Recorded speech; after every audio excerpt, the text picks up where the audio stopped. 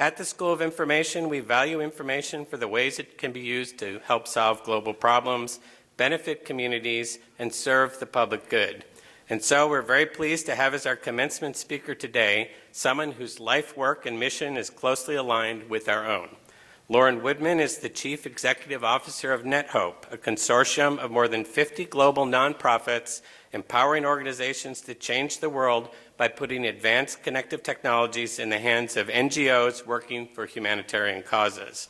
Lauren's entire career has been defined by the intersection of technology, development, and policy, and she is driven by a passion to use technology to solve difficult international problems.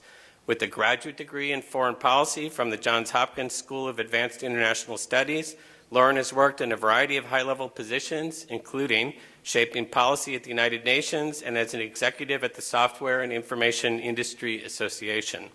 For over a decade, she ran Microsoft Corporation's global education and government programs.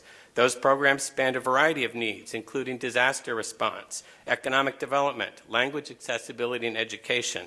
Under her leadership, Microsoft's most significant education program, Partners in Learning, resulted in $750 million in direct investment so that more than 12 million teachers and 230 million students in 134 countries benefited from more effective use of technology in teaching and learning. In 2014, Lauren joined NetHope as its Chief Executive Officer. Among the organization's current projects are providing Syrian refugees with cell phone connectivity along migration routes, empowering women in Africa to improve their lives through technology, bridging the digital divide in rural Kenya, and assisting refugees in Germany to adjust to their new culture. Please join me in welcoming NetHope CEO Lauren Woodman.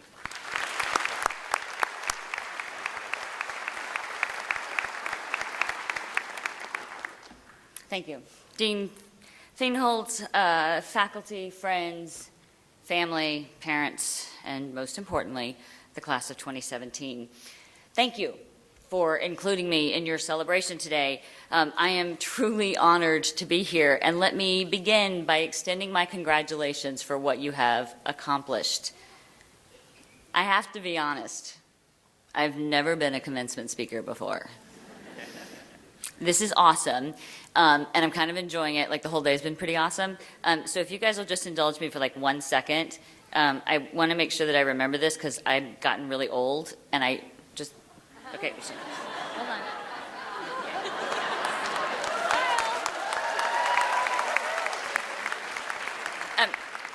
I figured I would do that now because you haven't decided if this is a good speech yet or not, and you're still awake.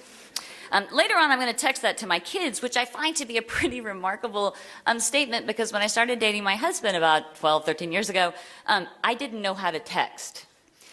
I would travel and my phone would buzz and I thought it was broken.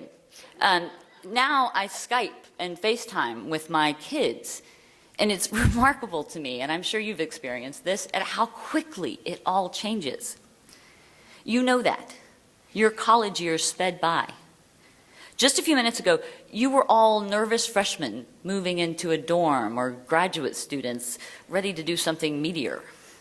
There were moments when it felt slow, but as you have no doubt discovered, the days can be very long, but the years go by very fast. Every parent in the room knows this. Just a few minutes ago, you were waddling around learning how to walk.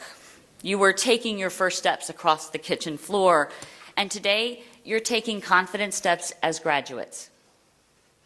You've probably heard those stories, either from your parents or your grandparents or your siblings or someone. Maybe you walked early, maybe you walked late. Maybe one day you just stood up and did it. Maybe you were the kid that held on to something for a really long time before you got it right. And there were other stories. You ran into a tree while you were learning how to ride a bike. I did that. I also did that learning how to drive a car. You practiced free throws until all hours of the day or night. You took apart the toaster just to figure out how it worked. Those stories have shaped you, and they help define you. I'm from the South. I grew up between Nashville, Tennessee and Waco, Texas.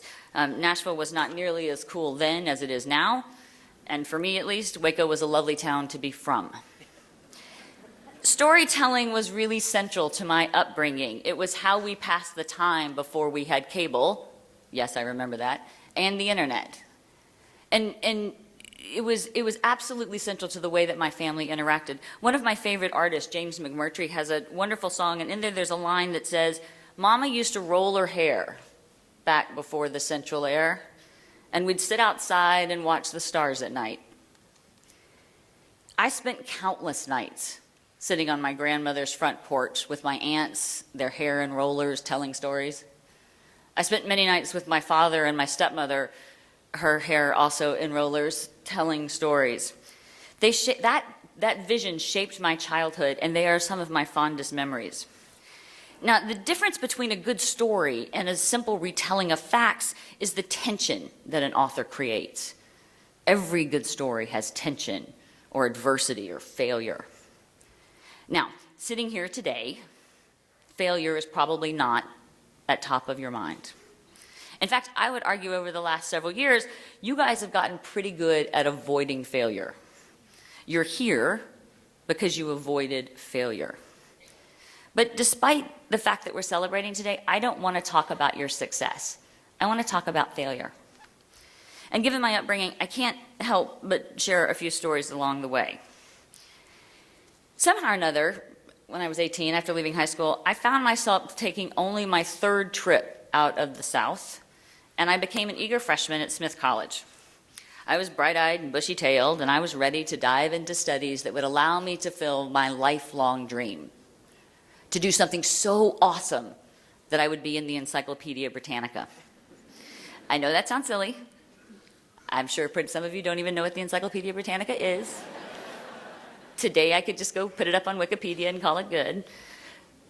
But I was pretty naive, and at that point in time, the Encyclopedia Britannica was the highest bar that I could possibly imagine. I embraced college. But 6 weeks into my first semester, my first English paper came back, and I got a C. The next day, my first political science paper came back, and I got a C minus. I was devastated, and I was outraged. The first chance I got, I burst into my advisor's office, and somewhere between frustration and rage, I let loose on Dr. Connolly. "Who do these professors think they are?" I'm pretty sure I yelled at him. "These so-called experts clearly do not appreciate my concise, well-reasoned arguments that are so eloquently laid upon these here pages." I think Dr. Connolly had seen this before, so he asked me to wait outside while he reviewed the evidence. I took a seat outside of his office, and while I waited, I imagined the scene where he was going to open up his office door, completely agree with me, and march off to right the wrong. He opened his door. He called me inside. And after a pause, he said, "I have read both of these papers. And yes, I disagree with the grading." I smelled victory. It was coming. "Your professors," he said, "are overly generous. No doubt they're being gracious because you're a freshman and you're not used to the rigors and expectations of this institution." I was absolutely speechless. Dr. Connolly asked me where I was from. "Waco, Texas," I said. Now, you don't know Dr. Connolly, but he's a kind, gentle man, and he was always warm and welcoming. And so the underlying sharpness of his next question really surprised me. "Waco, do you want to go back?" I stopped. There were 33 kids in my high school class. Many were very bright, many were very capable, but I knew exactly what he meant. Whatever I wanted to do was not going to be realized in Central Texas. "No," I said, "I absolutely don't want to go back." "Then I suggest," he said, "that you learn how to write a better paper." Very few times in my life have I been as frustrated as I was at that very moment. I went back home, I called my father, and I let him know that Smith College was not for me, and I was coming home. My father empathized. He agreed. He showed the appropriate amount of outrage. But then he noted that Massachusetts was really far away. I was already unpacked, the semester was paid for, there were just a few weeks left till break, and there was probably a pretty good party between now and then, so why didn't I just stay? And at 18, I liked to party, so I said, okay. I came back. What I hadn't realized at that moment in Dr. Connolly's office was the difference between privilege and capacity. I had done well enough to get to Smith, but I had totally failed to step up to those expectations that were now set before me. I did come back, I stayed for 4 years, and I had always known that I wanted to pursue international studies, so I threw myself into the nooks and crannies of Cold War history. I understood the pros and cons of military strength, of diplomatic nuance, and the politics of alliance building. I used phrases like American hegemony and the balance of power around the dinner table when I made infrequent visits back home, and I scoffed at the simplistic views of my family members who railed against communism just because it was bad. I lectured a lot on the benefits of constructive engagement. I am pretty sure that I was an insufferable brat. I graduated, though, just at the time when the world to which I had devoted myself completely changed irrevocably. While I was writing papers on nuclear deterrence in the military-industrial complex, freedom swept across Eastern Europe. The Solidarity movement in Poland blossomed, and Lech Walesa spoke before the U.S. Congress. Gorbachev and Glasnost replaced Khrushchev and domino theory. The Velvet Revolution swept across Czechoslovakia, and new countries were born. And then one day, the Berlin Wall fell. And less than 2 years later, the Soviet Union simply ceased to exist. The world that I had studied and prepared for didn't change. It was gone. Everything that I knew was irrelevant and useless. And so 6 months after I graduated, I was living in an attic in Washington, D.C., working part-time as a nanny in exchange for rent, looking for a job in a discipline that no longer existed. I was frustrated and a little depressed. I had done everything right. I had studied, I had had the right internships, I had networked with the right alumni, and yet by any definition, my career was failed even before it began. 17 days before the Soviet Union ceased to exist, the Senate passed and President Bush signed the High Performance Computing and Communications Act, and the groundwork for the internet boom was laid. Now, I had dabbled in computers in college, which in those days in DC made me qualified, so I took a job in science and technology policy because it was the only job that I could get. Over the next 20 years, my career took lots of twists and turns. As you heard, I've worked at the UN, on Capitol Hill. I sued Microsoft for its monopolistic practices and then ended up working for them for more than a decade. It was interesting, it was challenging, and it was wholly unexpected. My inability to see the world change around me and my total refusal to adapt had led to disappointment and unemployment, but that failure forced me to find new opportunities. Today, you are the very picture of success. You should be immensely proud of what you have accomplished, and I mean that sincerely. You have worked hard, you have studied late, you have gotten up early, you have labored through exams, you worked hard to get here, and you worked hard when you got here. And as you embark on your next phase in this life, I have one hope for you. I hope you fail. And if you ask them, I bet your parents hope you fail too. They didn't want you to fail if they were paying your tuition. Then they didn't want you to fail. Now it's okay. But after the celebrations have passed, ask your parents what their biggest failure was. Ask them what they learned. And I'm pretty sure that you'll see them differently after you hear their stories. So celebrate today, but tomorrow, give yourself permission to fail. One important caveat: don't make mistakes. Mistakes are not failures. Mistakes are boring, they're mundane, they're positively ordinary. Mistakes lead to forgetting a birthday or missing the bus or wearing the wrong shoes. But failure is different. Failure hurts. It doesn't go away. It is persistent. And you will try and forget it, but when you wake up the next morning in the cold gray light of dawn, it is right there. It forces you to grieve. Failure is harsh, but like Dr. Connolly's question or the idleness of unemployment, failure forces you to reflect. And if you're paying attention, it will open the next door. Today, I have the privilege of leading NetHope. We're a consortium of humanitarian and development organizations, and we work with tech partners all over the world to figure out how we together can use technology to make this a better world. In emergencies, we provide connectivity and data sharing so that we can have more coordinated response, whether that's to an earthquake in Nepal or to the Ebola virus in West Africa. We train aid workers to secure networks and protect data so that people who have been victimized by conflict and crisis are not re-victimized by those who seek to use data as a weapon.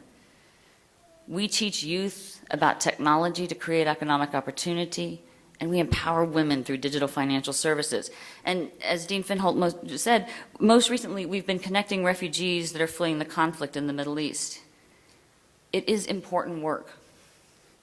When refugees come ashore, the first question they ask is, where am I? If it's Europe, they get off the boat. If it's not, they get back in the water. The second question they ask is, do you have Wi-Fi? That's true. Before they ask for food or water or shelter or a blanket or dry clothes, they want Wi-Fi. And it is an incredibly simple tool, but it allows them to accomplish the most important of tasks, to let their families know that they are safe. One last story. Recently, I was in Athens visiting refugee camps. This particular camp is in the soccer stadium that was built for the 2004 Olympics. It's been abandoned and is now used as a refugee camp. This once white stadium hasn't been painted in years. It's faded. The Olympic rings still hang and the colors are faded by the sun. Hundreds of Afghani refugees live there.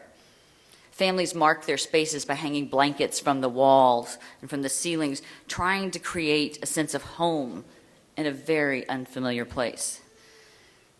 Somewhat surreally, the soccer field is beautiful. It is this bright green astroturf donated by the International Olympic Committee, where the boys and the men spend literally all of their time playing soccer because there's nothing else to do. I met a man who spoke perfect English, and I was asking him about the Wi-Fi and if it was working. And through that conversation, I asked him how he came to be in Greece. He had worked for an Afghani company in Kabul that provided logistics to U.S. development agencies, and as a result of that, he and his family were seen as too pro-Western and had been targeted. It wasn't safe, he said, so we left. They walked for 8 weeks through the winter and came to Greece the previous year. I did it for my daughters, he said. Through that conversation, we discovered that our daughters were the same age, and he called his oldest over to meet me. We talked for a long time, and she told me about her favorite games and how much she missed books. I showed her pictures of my girls. I explained why they looked funny and what Halloween was. I told her about their favorite games and their favorite books. While we watched the boys play soccer, her younger sister found some scraps of thread and made me a bracelet. Before I left, I told her I was very impressed with your English, and it was really perfect. And I said, did your father teach you to speak English? Some, she said, but mostly I do it myself. So how do you do that? And she said, the internet. And she turned and she pointed at the router that we had installed just a couple of months before. You, the class of 2017, graduating from this institution, are remarkably well prepared to use your knowledge and your skills to improve the world that we all live in. Maybe you'll be the one that never takes a wrong turn, but I doubt it. More likely you'll be like all of us. You will fail. I did. Lots of times. But all of those failures led me to an abandoned Olympic stadium on a beautiful day in March, holding the hand of a little girl whose family will be immeasurably better because she and her family are safe. Earlier I said that a good story always has some conflict or adversity. That's true. It's not enough. A good story becomes a great one because the conflict and the resolution have meaning. A good story will entertain you, but a great story will grip you. A great story is worth reading. Your path through life will not be straight. It will twist and it will turn, and the right answer won't always be clear. But as graduates of UMSI, you will have many opportunities and choices before you. Your work will be challenging, it'll be interesting, and if you're lucky, It'll be meaningful. So do hard things. Take big risks. Risk failures that are worth suffering through the disappointment and learn from it. And if you do, yours too will be a great story. Thank you for the honor of being here today. Congratulations to you and all of your families.